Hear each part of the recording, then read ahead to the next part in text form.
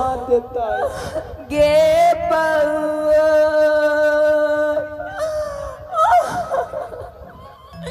बेसी दिक्कत करते तो जोने मार जाइए तोने मार भागाइए। हे उसे ना सिखाइयो हम सहती है ना जबै ना। अब के बथुआ के साग तोर तई गे बेटी कौन खराब है चुप पे रहो के कराला पट्टा फिकर ली गे की करबै सब के घर जाए के होय छै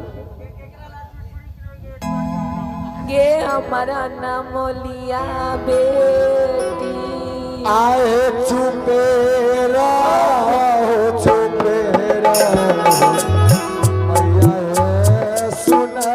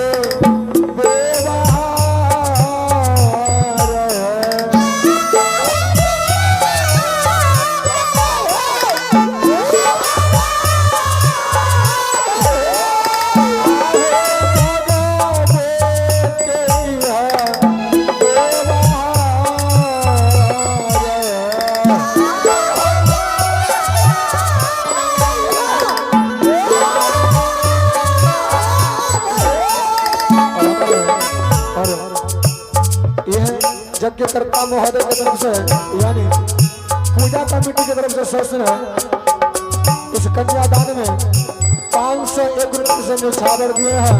बहुत बहुत धन्यवाद है। किशोरी जी महाराज सदैव के भवन है